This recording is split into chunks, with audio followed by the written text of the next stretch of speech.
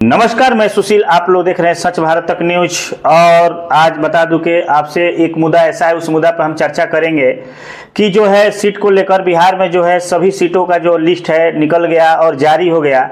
और जब चुनाव है, अब चुनाव भी लगभग सभी जगह अब स्टार्ट होने वाला है, आचार संहिता भी लागू है। लेकिन सोचने वाली ये बात है कि बिहार में बहुत सारा ऐसा सीट है, लेकिन पवन सिंह जो है काराकाट ही क्यों चूज किए, इसके पीछे बहुत बड़ा रीजन है। और इसमें किसका चणक नीति है उस पर भी मैं बात करूंगा। और बहुत सारे लोग मुद्दा भी उठा रहे हैं, लेकिन आप लास्ट तक हमारे वीडियो में बने रहिएगा। मैं बताऊंगा कि आपको काराकाट में कितने वोटर हैं और आखिर पवन सिंह काराकाट ही क्यों चूज किए हैं। बिहार में बहुत सारा ऐसा जिला है कि जहां से पवन सिंह चुनाव लड़ सकते हैं, लोकसभा क्षेत्र है, लेकिन पवन सिंह काराकाट क्यों चुने उस पर ही मैं चर्चा करने वाला हूं। आपसे बता दूं कि जैसे ही पवन सिंह निर्दलीय चुनाव के लिए वहां से आप अपने फेसबुक अकाउंट पे डालें, फेसबुक आईडी पे डालें, वैसे ही पूरे बिहार में सनसनी फैल गई कि आखिर पवन सिंह निर्दलीय चुनाव क्यों लड़ रहे हैं। इसलिए कि 2014 से जब भारतीय जनता पार्टी में है तो आखिर चुनाव फिर निर्दलीय क्यों लड़ रहे हैं, इसके पीछे की रीजन क्या है। तो मैं बताते चलूं कि वहां से जो एक सीमा कुशवाहा है, जो कि जिला परिषद सदस्य है, पूर्व जिला परिषद सदस्य है, सीमा कुशवाहा भी सीधे भाजपा पर निशाना वहां साध रही है कि वहां आज मैंने पवन सिंह का एक ट्वीट देखा जिसमें उन्होंने लिखा है कि अपनी मां से वादा किया था कि चुनाव लड़ूंगा। अच्छा है, चुनाव लड़ना चाहिए, हर किसी को चुनाव लड़ने का अधिकार है। लेकिन मैं जानना चाह रही हूं कि अपने गृह जिला आरा लोकसभा से क्यों नहीं, या औरंगाबाद बक्सर लोकसभा से क्यों नहीं?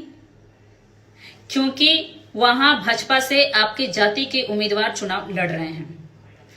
कुशवाहा समाज को इस बात को समझना होगा कि जिस प्रकार से भाजपा ने नीतीश कुमार जी को बिहार में कमजोर करने के लिए चिराग पासवान को मोहरा बनाया, आज उसी प्रकार से उपेंद्र कुशवाहा जी को खत्म करने के लिए एक सीट दिया और फिर उनके खिलाफ भाजपा अपने पार्टी के पवन सिंह को अपना हनुमान बनाकर काराकाट लोकसभा से चुनना निर्दलीय कि यहाँ कहीं ना कहीं भाजपा का बहुत बड़ा गेम है उपेंद्र कुशवाहा को यहाँ पतन करना। बता दूं कि पवन सिंह को यहाँ से सीट मिला है, लेकिन यहाँ से बता दिया जाए कि एनडीए के प्रत्याशी जो है उपेंद्र कुशवाहा है और राजा राम कुशवाहा जो है महागठबंधन से प्रत्याशी हैं, जो सीपीआईएम जो कि एक माले का ये भी अंग है, उस पार्टी से पिछले बार भी राजा राम थे, जो कि उनका बहुत कम मार्जिन वोट, बहुत कम वोट मिला था।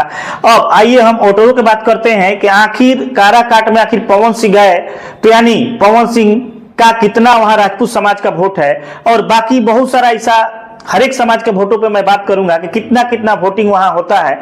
बात की जाए वहां पे यादवों का वोट का, तो यादवों का वहां पे 3 लाख वोट है। बात की जाए कुशवाहा समाज का तो 2.5 लाख कुशवाहा समाज के वोट है। लगभग 2 लाख राजपूत समाज का वहां पे वोटिंग है। बता दें राजपूत समाज का वोटर 2 लाख हो गया, वैसे वोटर जो है 2 लाख। बता दूं कि पवन सिंह को यहां से सीट मिला है, लेकिन यहां से बता दिया जाए कि एनडीए के प्रत्याशी जो है उपेंद्र कुशवाहा है और राजा राम कुशवाहा जो है महागठबंधन से प्रत्याशी हैं, जो सीपीआईएम जो कि एक माले का ये भी अंग है, उस पार्टी से पिछले बार भी राजा राम थे, जो कि उनका बहुत कम मार्जिन बहुत कम वोट मिला था। अब आइए हम ऑटो की बात करते हैं कि आखिर काराकाट में आखिर पवन सिंह गए तो यानी पवन सिंह का कितना वहां राजपूत समाज का वोट है, और बाकी बहुत सारा ऐसा हर एक समाज के वोटों पे मैं बात करूंगा कि कितना कितना वोटिंग वहां होता है। बात की जाए वहां पे यादवों का वोट का, तो यादवों का वहां पे 3 लाख वोट है। बात की जाए कुशवाहा समाज का तो 2.5 लाख कुशवाहा समाज के वोट है।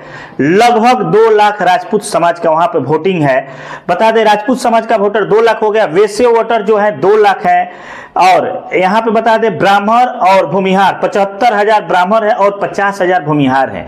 लेकिन अगर 75,000 50,000 वोट भूमिहार और जो ब्राह्मण है भाजपा को अगर दे दे रहे हैं तो अभी 10 लाख वोट वहां बच रहा है।